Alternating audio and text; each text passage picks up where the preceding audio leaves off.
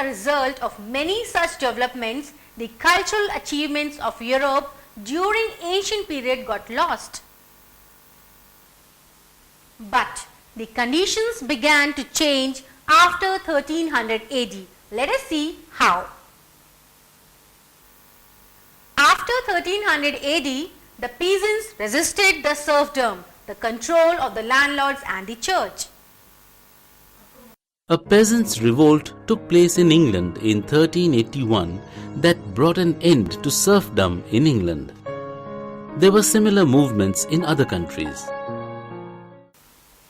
As a result of such measures, the control of the lords and the church began to decline and the people began to enjoy liberations.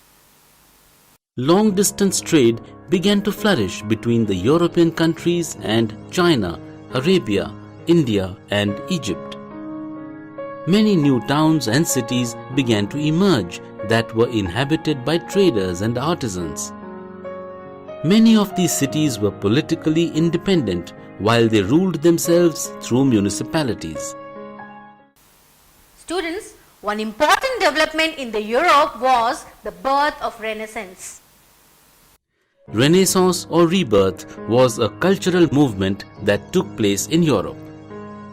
The people began to think beyond the restrictions of the priests, raised questions and also found new answers.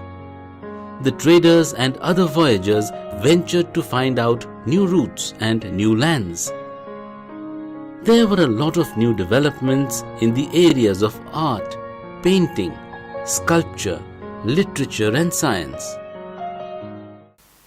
In addition to all this, the people started to question the religious authorities and they wanted to find new and easy ways to reach God.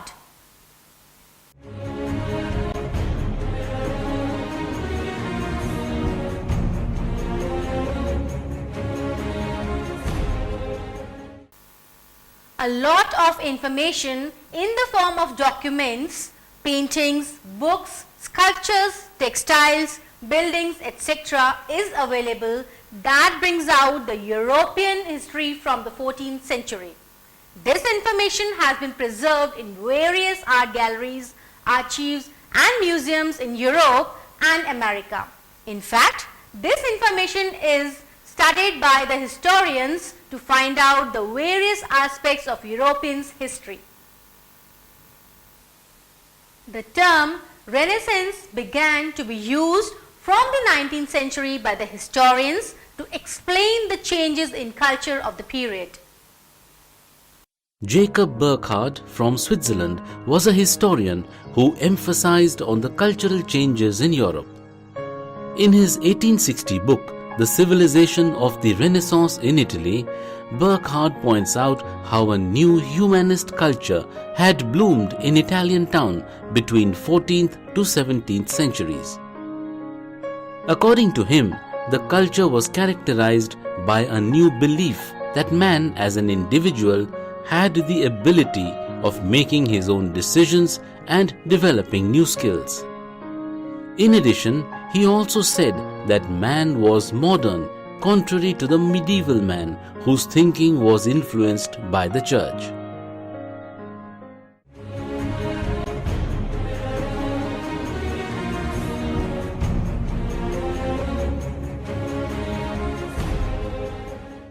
Now, let us see how the Italian cities have been revived. The expansion of trade between the Byzantine Empire and the Islamic countries led to the revival of the ports on the coast of Italy.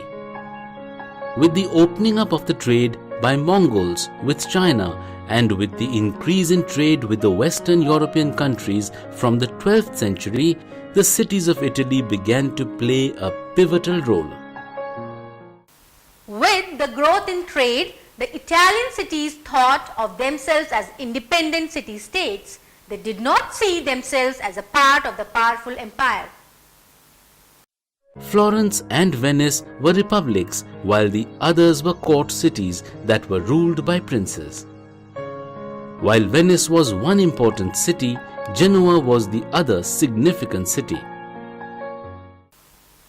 these cities were different from the other cities. Neither the clergy in these cities nor the powerful feudal lords were politically dominant.